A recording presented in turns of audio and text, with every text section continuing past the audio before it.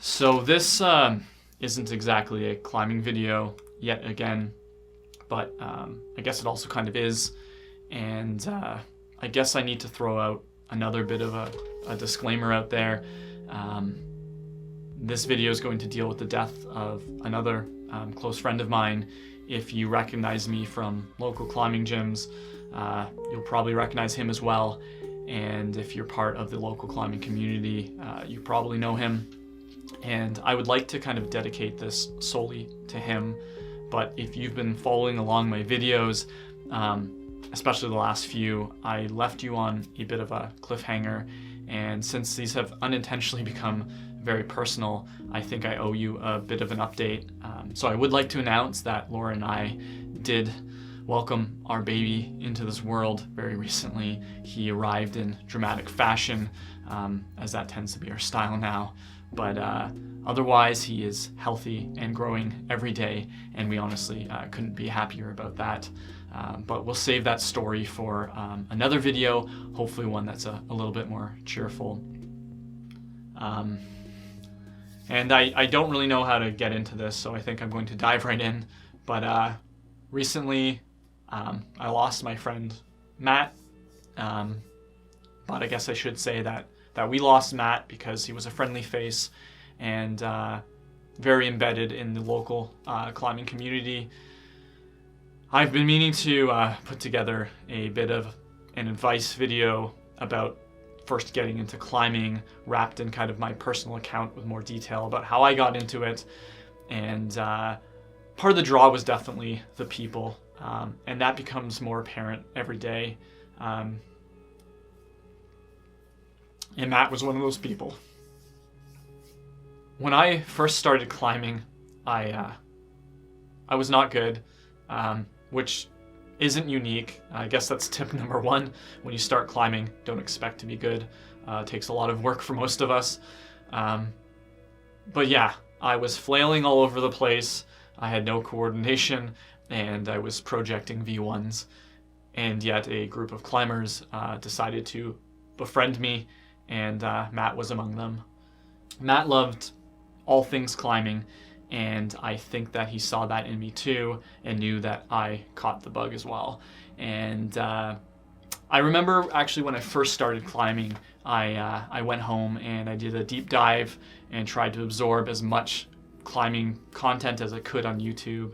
I watched Neil Gresham's technique videos. It's tempting just to bodge it and use the edge, but the result is clear. Johnny Dow's slab antics. Johnny Dawes redefined rock climbing. Clips of Chris Sharma's Rampage. I don't know, I think it's the future of climbing. And Eric Carlson bouldering. If you are on YouTube and you climb, chances are you've seen his content, and I've seen it all. And yeah, I started to dig through the IFSC's channel and watch comps from years previous.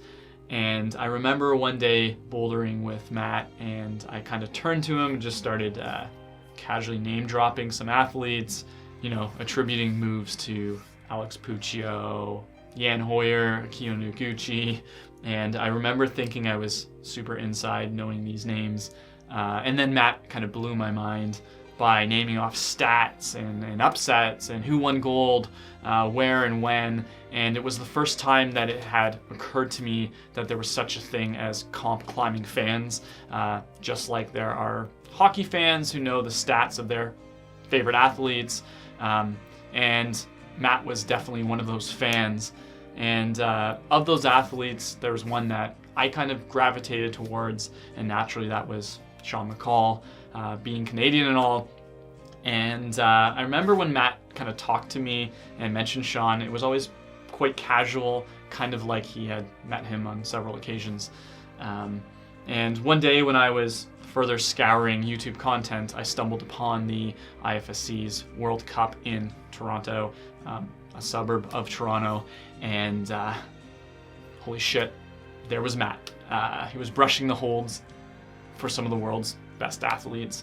I remember feeling somewhat starstruck. And then there he was again in the 2014 World Cup, and also the 2013 And I think he was even a judge for that one. And I remember kind of feeling like I was a degree of separation between the likes of Rustem Gelanov and Adam Ondra, and here I am name dropping again, but yeah, Sean McCall. And I remember Matt actually once telling me kind of classic Matt off the cuff story of how he was a chaperone for nationals one year, and he had to escort Sean McCall to the urinal mid-comp to take a leak. And it was one of those kind of insights that reminded me that even these athletes performing, superhuman feats of strength still had to bend the knee to basic human bodily function. And it was one of those stories, those behind the curtain stories that only Matt could tell. And those are the kind of stories that made him a bit of a legend in my eyes. But Matt wasn't just involved and didn't just volunteer for the big climbing spectacles. He also volunteered for a lot of local events. I think if you are a competitor or a fan, it's likely that you will recognize him in many of the live streams. Watching these back, I believe it was Matt who I turned to during this comp and said, I don't even think I could start one of these problems. And in classic Matt style, he challenged me and said, have you tried? And I hadn't. And in the next few days, I worked on these two problems and eventually sent them. These were my first comp problems I had tried and sent. And I remember feeling pretty accomplished. Even though I didn't do it in the 5-minute or 4-minute intervals that they had, I still felt pretty good. And I feel like I can attribute that to Matt. But yeah, anyway, there he was, a brusher, a judge, a chaperone, a wrangler, a spectator, but I think most importantly, a fan. I think if you were ever in a crowd at a live competition, it's likely you could hear his billowing cheer trying to get athletes to the top hold. And again, if you watch the live streams, I think you can actually make out many of his cheers in the background.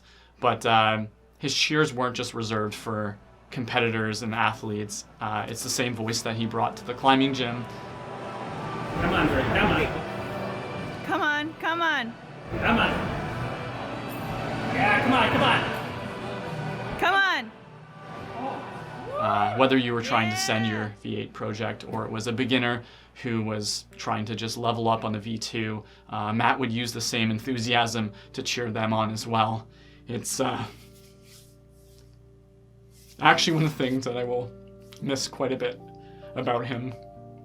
His billowing cheer also came with a very infectious chuckle.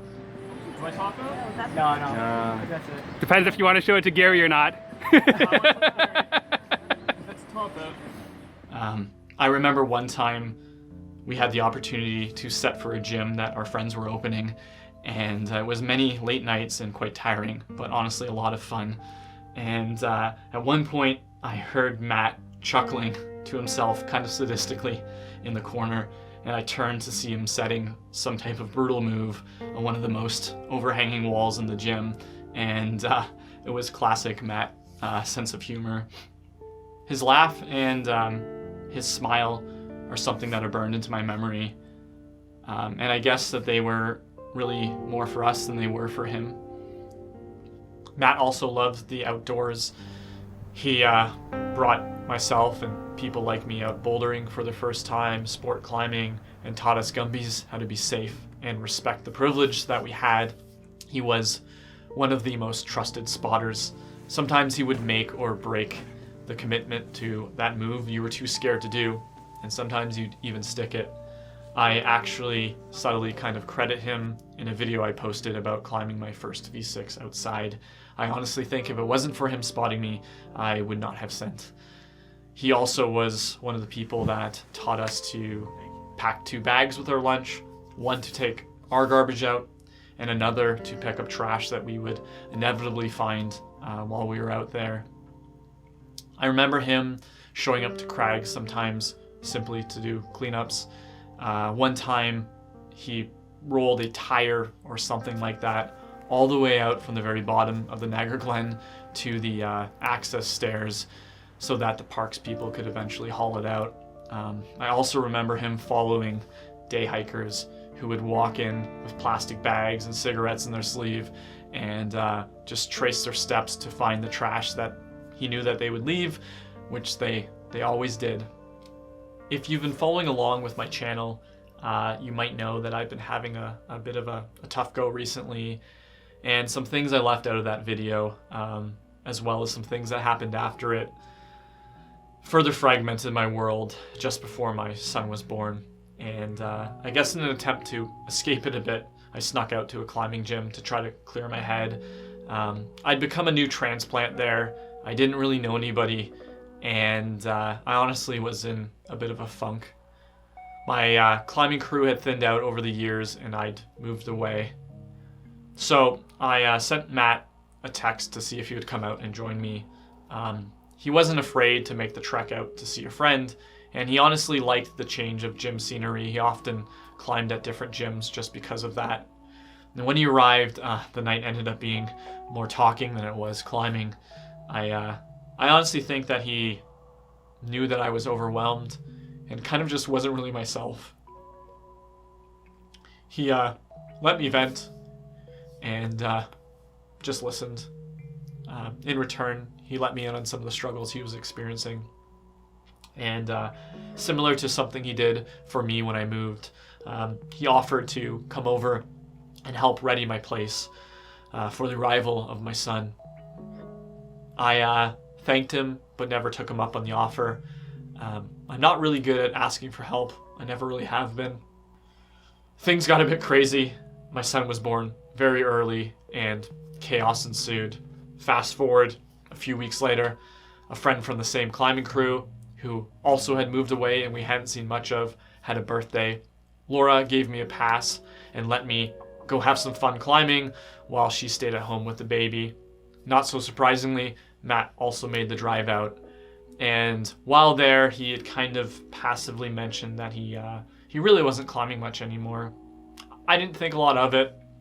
We all go through our ebbs and flows, and things pull us in and out of climbing. I mean, that's what I had been experiencing. But my other friend, he picked up on it a little bit more and decided a few weeks later to have a bit of a get-together with Matt to celebrate Matt. So Laura and I went on our first social gathering and road trip with our newborn, which meant we had to wait for him to wake up from a nap and a roadside change and feed en route, which translated to a very, very late arrival. Couple that with new parents who were anxious about an overheating baby, and we really didn't socialize very much. But in the few chats I had with Matt, he repeated again that he had stopped climbing. 2 days later, I sent him a text. I said, I know you're not climbing, but I'd really appreciate it if you came out with me. Otherwise, I'll be climbing by myself. In classic Matt fashion, even though he didn't want to climb, he came out and joined me. And for somebody who hadn't been climbing, he climbed really strong. And honestly, it was a really fun session, and it felt like old times again. At one point, I had put him on the spot and said, remember when you offered to help me get my place ready for the baby? Well, it's still a disaster, and I could really use the help if I can still call you on that offer. He seemed to mull it over, almost calculating it in his head, and he said, yeah, we could figure something out.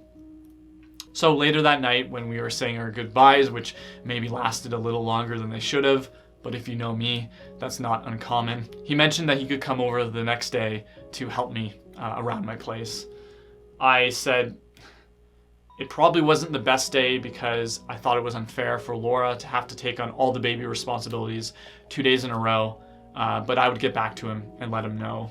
We gave each other a very big hug, and I set off into the night with a little extra wind in my sails because it honestly was a really fun night that I hadn't had in a while.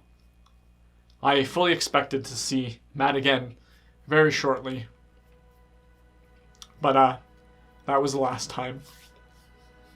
2 days later, he moved on. In hindsight, I think I should have known there was a bit of urgency when he suggested he would help me out the very next day when I had set no date. I think he knew his time was limited and he was trying to squeeze me in somehow. It's pretty tough for me to know that even in the end, he was trying to go out of his way for other people. I started climbing pretty late for your average climber. I still think of it as a new endeavor, and Matt was a climbing friend, and sometimes it feels like I wasn't friends with him for that long. But I've been climbing for just over 7 years. That's 7 years of talking shop, 7 years of him spotting me, cheering me on, some pretty deep conversations, and 7 years of friendship. In the end, he kind of went out the same way he came into my life, trying to elevate me, and I truly believe others. When I started climbing, I felt old, weak, and honestly like I didn't belong. I didn't think I could call myself a climber, and he made me realize how ridiculous that was, and kind of always made me feel welcome. I felt awkward when I started making videos as an average climber. I guess the word is imposter syndrome, but he always supported me, offering to hold my camera for me, and unsolicited, he would take some alternative angles on his phone sometimes when I didn't even know.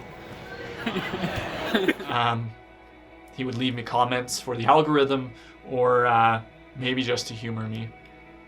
Whether I was pulling on a V2 at a gym, or a V9 outside that was probably out of my league, I think Matt wanted to see me succeed, and I truly believe he wanted to see everyone succeed.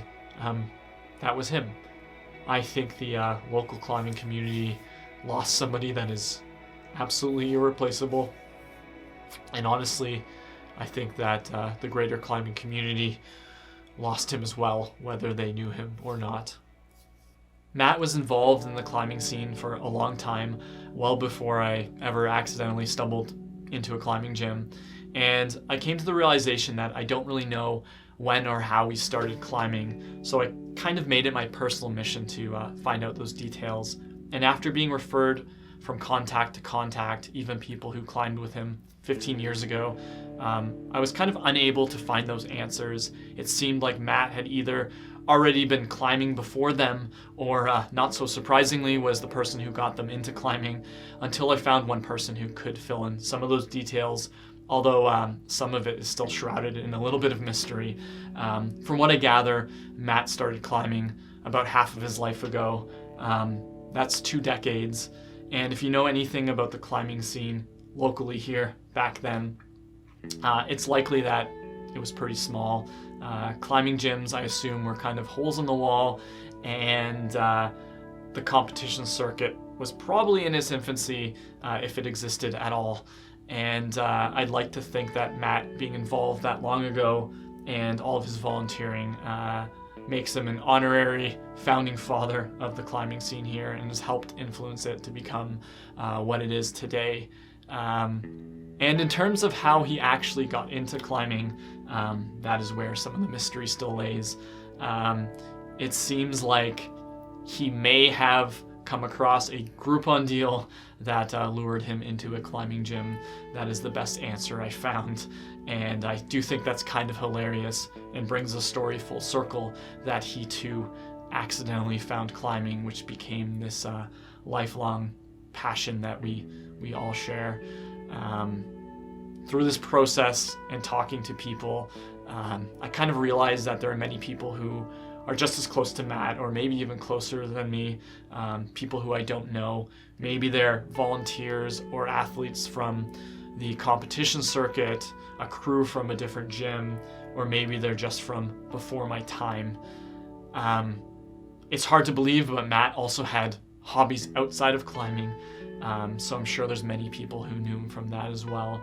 So I would welcome anybody who knew Matt, even just in passing, to leave a fun, interesting, off-the-cuff story about Matt below, maybe as a means to fill in some of those details that we're missing, and celebrate him in the comment section. I'd love for it to kind of just honor him.